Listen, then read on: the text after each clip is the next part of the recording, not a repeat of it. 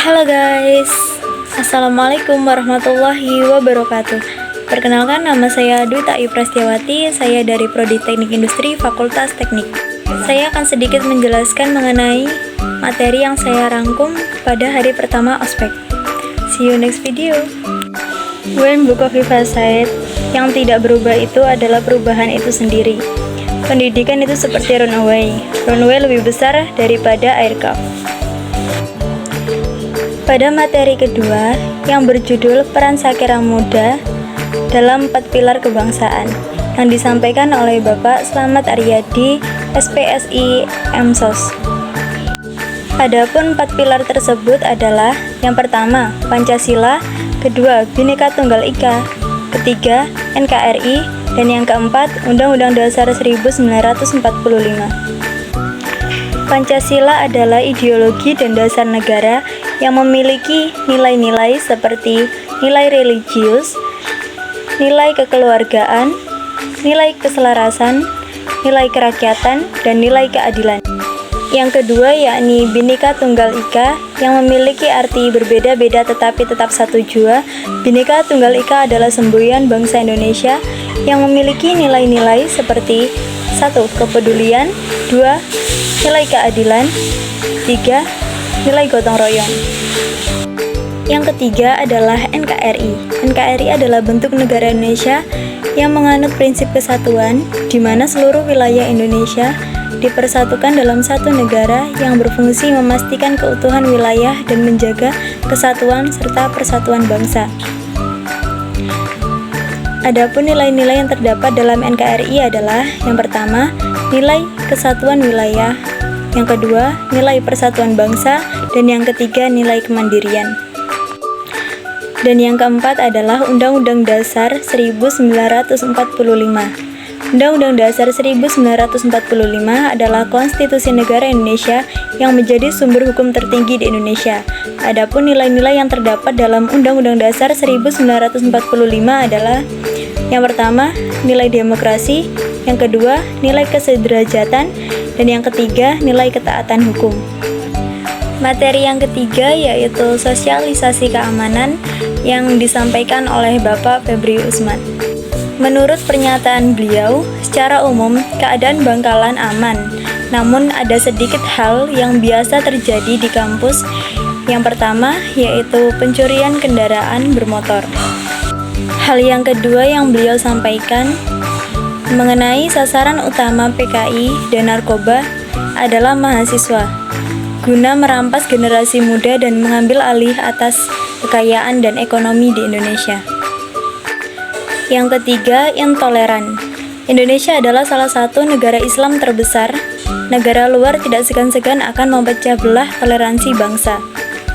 Menurut kesaksian beliau, upaya yang telah dilakukan demi mengatasi hal-hal tersebut adalah: yang pertama, patroli; yang kedua, represif; yang ketiga, preemptif; dan yang keempat, prefektif.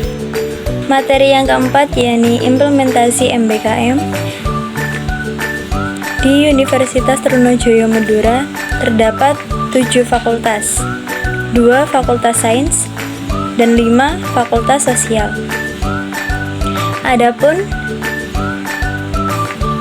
di Universitas Trunojoyo Madura terdapat 34 program studi, 12 prodi sains, dan 22 prodi sosial. Di Universitas Trunojoyo Madura terdapat 8 prodi dengan akreditasi unggul, 26 prodi baik sekali, 7 prodi internasional. Adapun bentuk MBKM dibagi menjadi 8. Yang pertama yaitu proyek kemanusiaan, yang kedua kegiatan wirausaha, yang ketiga studi atau proyek independen, yang keempat membangun desa atau KKNT, yang kelima pertukaran mahasiswa, yang keenam magang atau praktik kerja, yang ketujuh penelitian atau riset, dan yang kedelapan asistensi mengajar di satuan pendidikan mengajar di sekolah.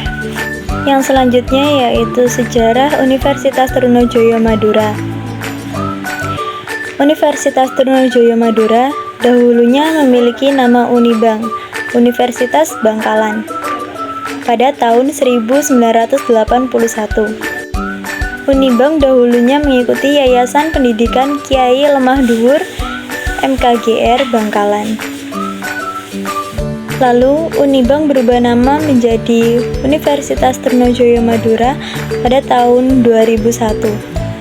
Materi selanjutnya yaitu mahasiswa tangguh dan kreatif yang disampaikan oleh Bapak Surokim, SOS SH MSI MPR.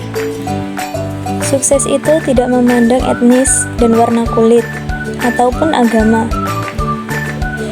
Sukses itu didapat dari motivasi, kemampuan, dan kesempatan. Namun, kesempatan tidak ditunggu, tapi dicari karena kehidupan itu butuh perjuangan. Dan materi yang terakhir yaitu Generasi Muda Cinta Budaya yang disampaikan oleh Kakak Muhammad Rizky Taufan. Kebudayaan adalah hasil olah pikir manusia dalam bentuk benda maupun non-benda. Menurut Undang-Undang Kebudayaan Nomor 5 Tahun 2017, tradisi lisan, manuskrip, adat istiadat, ritus, pengetahuan tradisional, teknologi, tradisional seni, bahasa, permainan rakyat, olahraga. Adapun 7 unsur kebudayaan adalah yang pertama, sistem religius, yang kedua, sistem bahasa, yang ketiga, sistem ekonomi, yang keempat, sistem pengetahuan, yang kelima, sistem teknologi, yang keenam, sistem kesenian, dan yang terakhir, sistem lembaga masyarakat. Terdapat 3 istilah yaitu modernisasi, globalisasi, dan westernisasi. Modernisasi yaitu pembaharuan kebudayaan tradisional.